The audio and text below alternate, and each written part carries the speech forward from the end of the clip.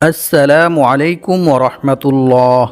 সম্মানিত ভিউয়ার্স, যখনই আপনার হঠাৎ করে অনেক বেশি টাকা পয়সা ধন সম্পদের প্রয়োজন হবে এবং যখনই আপনি অনেক বেশি বিপদ আপদ বালা মুসিবত দুঃখ কষ্ট দুশ্চিন্তা পেরেশানি অভাব অনটন দারিদ্রতা ও ঋণের মধ্যে থাকবেন, তখনই আপনি সূরা ইখলাস ও ইস্তেগফারের এই গোপন আমলটি করুন।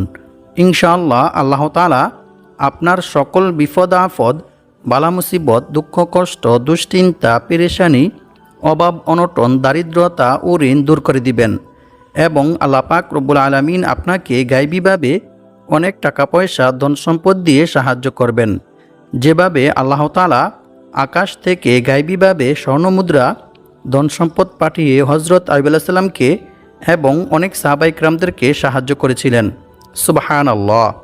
সম্মানিত ভিউয়ার্স, হযরত আইয়ুব আলাইহিস সালাম কোন আমল করার কারণে এবং কি দোয়া পাঠ করার কারণে আল্লাহ তাআলা আকাশ থেকে গায়বীভাবে স্বর্ণমুদ্রা ধন সম্পদ পাঠিয়ে সাহায্য করেছিলেন, সেই আমলটি সম্পর্কে জানতে চাইলে ভিডিওটি স্কিপ না করে সম্পূর্ণ ভিডিওটি মনোযোগ দিয়ে দেখতে থাকুন।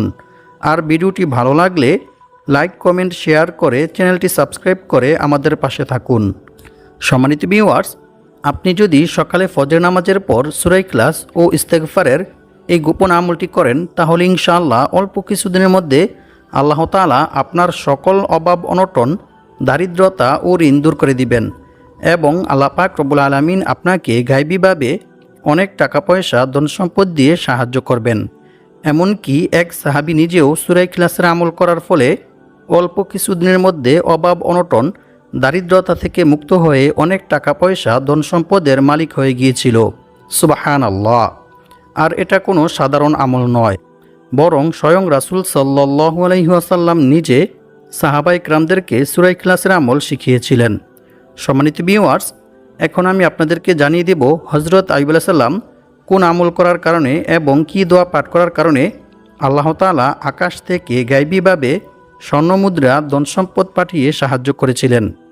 হাদিস শরীফের মধ্যে বলা হয়েছে, হযরত আইয়ুব আলাইহিস সালামের দুইটি উঠান ছিল, একটি ছিল গম শুকানোর জন্য আর অন্যটি ছিল জব শুকানোর জন্য। মহান আল্লাহ তাআলা সেই দুইটি উঠানের উপর দুই খণ্ড মেঘমালা পাঠালেন। এক খণ্ড মেঘমালা সেই গমের উঠানে এমনভাবে স্বর্ণ ফেলল যে সেটি পূর্ণ হয়ে গেল। সুবহানাল্লাহ। অন্য মেঘমালাটি অপর উঠানের মধ্যে এমনভাবে রৌপ্য বর্ষণ করল যে সেটিও পূর্ণ হয়ে গেল। সুবহানাল্লাহ। আল্লাহু আকবার। সহিহ ইবনে হিব্বান হাদিস নং 2898। এছাড়াও অন্য এক হাদিসে বলা হয়েছে, আল্লাহর পক্ষ থেকে ঝাঁকে ঝাঁকে স্বর্ণের পঙ্গপাল আইয়ুব আলাইহিস সালামের নিকট এসেছিলেন এবং তিনি সেগুলি সংগ্রহ করেছিলেন। রাসূল সাল্লাল্লাহু আলাইহি ওয়াসাল্লাম বলেন, একবার হযরত আইয়ুব আলাইহিস সালাম গোসল করতেছিলেন। এমন্ত অবস্থায় এক ঝাঁক স্বর্ণের পঙ্গপাল তার উপর পড়তে শুরু করেন এবং তিনি সেগুলি মুঠি মুঠি করে তার কাপড়ে জমা করছিলেন। সুবহানাল্লাহ। আল্লাহু আকবার। বুখারী শরীফ হাদিস নং 7493। সম্মানিত ভিউয়ার্স, সূরা ইখলাস পবিত্র কোরআন মাজিদের খুবই ক্ষুদ্রতম একটি সূরা। আমি আশা করছি আপনারা সকলেই সূরাটি জানেন। তারপরেও আমি সহিশুদ্ধভাবে আপনাদেরকে সূরা ইখলাস পাঠ করে শোনাবো। ইনশাআল্লাহ আপনারা আমার থেকে শুনে শুনে সহিশুদ্ধভাবে সূরা ইখলাস মুখস্থ করে নেবেন। আউযু বিল্লাহি মিনাশ শাইতানির রাজীম। বিসমিল্লাহির রহমানির রহিম। কুল হুয়াল্লাহু আহাদ আল্লাহুস সামাদ লাম ইয়ালিদ ওয়া লাম ইউলাদ ওয়া লাম ইয়াকুল লাহু কুফুয়ান আহাদ। সাদাকাল্লাহুল আযীম। সম্মানিত ভিউয়ার্স, আমলটি করার জন্য অবশ্যই আপনাদেরকে সূরা ইখলাস সহিশুদ্ধভাবে পাঠ করতে হবে। তাই আপনারা আমার থেকে শুনে শুনে সহিশুদ্ধভাবে সূরা ইখলাস মুখস্থ করে নেবেন। আর আমলটি করার জন্য আপনাদেরকে বেশি কিছু করতে হবে না, শুধু আমি যে নিয়ম বলে দেব সেই নিয়মে আপনারা পবিত্র কোরআন মাজিদের এই ছোট্ট সূরা অর্থাৎ সূরা ইখলাস ও ইস্তেগফার পাঠ করে আমল করবেন। তাহলে ইনশাআল্লাহ অল্প কিছুদিনের মধ্যে আল্লাহ তাআলা আপনাদের সকল অভাব অনটন দারিদ্রতা ও ঋণ দূর করে দিবেন এবং আল্লাহ পাক রব্বুল আলামিন আপনাদেরকে গায়বীভাবে অনেক টাকা পয়সা ধন সম্পদ দিয়ে সাহায্য করবেন। তবে মনে রাখতে হবে, প্রতিটি আমল করার জন্য অবশ্যই আল্লাহর উপর এবং আল্লাহর কোরআনের উপর দৃঢ় বিশ্বাস রাখতে হবে। তবেই আপনি আমলটি করে রেজাল্ট পাবেন এবং উপকৃত হবেন। অন্যথায় আপনার এই আমল বৃথা হয়ে যাবে। কারণ আল্লাহ তাআলা বলেন, আমি এই কোরআন সৃষ্টি করেছি মুমিনদের শেফার জন্য। আর যারা আল্লাহর উপর বিশ্বাস রাখে, আল্লাহর উপর ভরসা করে, তাদের জন্য আল্লাহই যথেষ্ট। আল্লাহ তাআলা তাদের মনের সকল ইচ্ছা পূর্ণ করবেনই। সুবহানাল্লাহ। তাই আমলটি করার জন্য অবশ্যই আপনাদেরকে মনে প্রাণে বিশ্বাস রাখতে হবে যে আমি এই আমলটি করার ফলে আল্লাহ তাআলা আমাকে গায়বীভাবে অনেক টাকা পয়সা ধন সম্পদ দিয়ে সাহায্য করবেন, যেভাবে আল্লাহ তাআলা তার নবী হজরত আইয়ুব আলাইহিস সালামকে এবং অনেক সাহাবায়ে কেরামদেরকে গায়বীভাবে টাকা পয়সা ধন সম্পদ দিয়ে সাহায্য করেছিলেন। সুবহানাল্লাহ। সম্মানিত ভিউয়ার্স, এখন আমি আপনাদেরকে সূরা ইখলাসের কিছু বিশেষ ফজিলতের বিষয়ে কোরআন এবং হাদিস থেকে জানিয়ে দেব, যে ফজিলতগুলি সম্পর্কে জানলে আপনারা বুঝতে পারবেন যে সূরা ইখলাস কতটা গুরুত্বপূর্ণ এবং ফজিলতপূর্ণ একটি সূরা। এক সাহাবী যুদ্ধের ময়দানে নামাজের ইমামতি করার সময় বারবার সূরা ইখলাস পাঠ করেন। অন্য সাহাবীরা যুদ্ধ থেকে ফিরে এসে রাসূল সাল্লাল্লাহু আলাইহি ওয়াসাল্লামকে এই বিষয়টি সম্পর্কে অবগত করেন। রাসূল সাল্লাল্লাহু আলাইহি ওয়াসাল্লাম তাদেরকে বললেন, তোমরা তাকে গিয়ে জিজ্ঞেস করো কেন সে এরূপ করেছে। সাহাবীরা যখন তাকে জিজ্ঞেস করলেন, তখন সেই সাহাবী তাদেরকে জানালেন, এই সূরায় আল্লাহর গুণাবলী বর্ণিত হয়েছে, তাই আমি এই সূরাকে ভালোবাসি। অতঃপর সাহাবীরা যখন রাসূল সাল্লাল্লাহু আলাইহি ওয়াসাল্লামের কাছে গিয়ে কথা বললেন, তখন রাসূল সাল্লাল্লাহু আলাইহি ওয়াসাল্লাম তাদেরকে বললেন, তোমরাও তাকে গিয়ে বলো আল্লাহ তাআলাও তাকে ভালোবাসেন। সুবহানাল্লাহ। বুখারী শরীফ হাদিস নং 7375।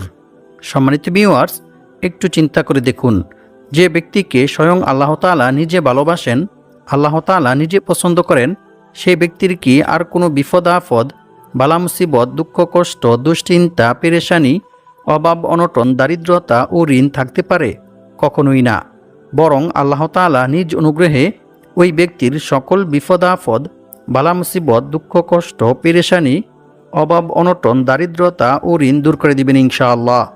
তাই আপনারা আজকের ভিডিও থেকে সূরা ইখলাস ও ইস্তেগফারের এই আমলটি শিখে নিয়ে ইনশাআল্লাহ অবশ্যই আমলটি করার চেষ্টা করবেন। অন্য এক হাদিসে বলা হয়েছে, রাসূল সাল্লাল্লাহু আলাইহি ওয়াসাল্লামের কাছে একবার এক সাহাবী এসে বললেন, হে আল্লাহর রাসূল সাল্লাল্লাহু আলাইহি ওয়াসাল্লাম, আমি সূরা ইখলাসকে ভালোবাসি। তখন রাসূল সাল্লাল্লাহু আলাইহি ওয়াসাল্লাম তাকে বললেন, এ ভালোবাসা তোমাকে জান্নাতে প্রবেশ করাবে। সুবহানাল্লাহ। বুখারী শরীফ হাদিস নং 774। অপর এক হাদিসে বলা হয়েছে, আবু হুরায়রা রাদিয়াল্লাহু তাআলা আনহু থেকে বর্ণিত, তিনি বলেন, আমি রাসূল সাল্লাল্লাহু আলাইহি ওয়াসাল্লামের সাথেই ছিলাম। এমন সময় এক ব্যক্তি সূরা ইখলাস তিলাওয়াত করতেছিল। রাসূল সাল্লাল্লাহু আলাইহি ওয়াসাল্লাম তার তিলাওয়াত শুনে বললেন, ওয়াজিব হয়ে গেছে। আমি জিজ্ঞেস করলাম, কি ওয়াজিব হয়ে গেছে হে আল্লাহর রাসূল সাল্লাল্লাহু আলাইহি ওয়াসাল্লাম? তিনি বললেন, জান্নাত। সুবহানাল্লাহ। মুয়াত্তা মালিক হাদিস নং 257। সম্মানিত ভিউয়ার্স, এখন আমি আপনাদেরকে জানিয়ে দেব সূরা ইখলাস কি নিয়মে পাঠ করে আমল করিলে আল্লাহ তাআলা আপনার 50 বছরের গুনাহ ক্ষমা করে দিবেন। সুবহানাল্লাহ। রাসূল সাল্লাল্লাহু আলাইহি ওয়াসাল্লাম বলেন, যে ব্যক্তি প্রতিদিন 200 বার সূরা ইখলাস পাঠ করে আমল করবে, তার 50 বছরের গুনাহ ক্ষমা করে দেওয়া হবে। সুবহানাল্লাহ। তবে ঋণ থাকলে তা মাফ হবে না। নাউযু বিল্লাহি মিন যালিক। তিরমিজি শরীফ হাদিস নং 2898। সম্মানিত ভিউয়ার্স, ঋণ হচ্ছে এরকম মারাত্মক একটি জঘন্য কাজ যে মানুষ যখন ঋণগ্রস্ত হয়ে যায় তখন তার আর কোনো কিছুই ভালো লাগে না। তখন সে ঋণের চিন্তায় পেরেশানিতে অসুস্থ হয়ে পড়ে। তাই সে দ্রুত ঋণ থেকে মুক্ত হতে চায়।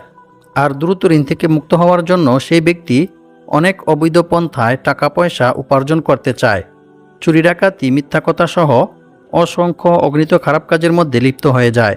কারণ মানুষের যখন ঋণ থাকে তখন তার আর কোনো কিছুই ভালো লাগে না। তাই আজকের ভিডিওতে আমি আপনাদেরকে সূরা ইখলাস ও ইস্তেগফারের এমন একটি মূল্যবান আমল শিখিয়ে দেব, যে আমলটি করিলে আল্লাহ তাআলা আপনার পাহাড় পরিমাণ ঋণ পরিশোধ করার ব্যবস্থা করে দিবেন। সুবহানাল্লাহ। তাই ভিডিওটি না টেনে সম্পূর্ণ ভিডিওটি মনোযোগ দিয়ে দেখতে থাকুন। অন্য এক হাদিসে বলা হয়েছে, রাসূল সাল্লাল্লাহু আলাইহি ওয়াসাল্লাম বলেন, যে ব্যক্তি কুল হুয়াল্লাহু আহাদ সূরা ইখলাস শেষ পর্যন্ত 10 বার পাঠ করবে, আল্লাহ তাআলা সেই ব্যক্তির জন্য জান্নাতে একটি মহল অর্থাৎ একটি ঘর নির্মাণ করে দিবেন। সুবহানাল্লাহ, আল্লাহু আকবার। অন্য এক হাদিসে বলা হয়েছে, আবু সাঈদ খুদরি রাদিয়াল্লাহু তাআলা আনহু থেকে বর্ণিত, তিনি বলেন, এক ব্যক্তি অন্য এক ব্যক্তিকে রাতে বারবার সূরা ইখলাস পাঠ করতে শোনেন। অতঃপর সকাল হলে ওই ব্যক্তি রাসূল সাল্লাল্লাহু আলাইহি ওয়াসাল্লামকে এই বিষয়টি সম্পর্কে অবগত করেন। রাসূল সাল্লাল্লাহু আলাইহি ওয়াসাল্লাম তার এই কথা শুনে বললেন, ওই সত্তার শপথ যার হাতে আমার প্রাণ, অবশ্যই এই সূরা অর্থাৎ সূরা ইখলাস পবিত্র কোরআন মাজিদের 1/3 সমান। সুবহানাল্লাহ। বুখারী শরীফ হাদিস নং 5013। অর্থাৎ যে ব্যক্তি সূরা ইখলাস 3 বার পাঠ করবে তার আমলনামায় 1 খতম কোরআন তিলাওয়াত করার সওয়াব লেখা হবে।